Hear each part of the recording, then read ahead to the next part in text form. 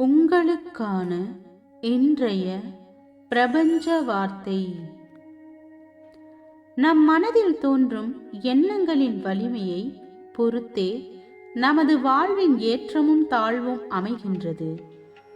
எப்படி ஒரு விளைநிலத்தில் நெல்லையும் பதரையும் விதைத்தாலும் நெல் மட்டுமே பயிராக விளைகின்றதோ, அப்படியே நம் மனதில் நல்ல நேர்மறையான எண்ணங்களை வலிமையாக விதைத்தால் நெல் முளைத்து எப்படி பயன்படுகின்றதோ, அப்படி நமது நல்ல எண்ணங்களும் பல மடங்காக முளைத்து வாழ்வில் பல நற்பலன்களை தரும்.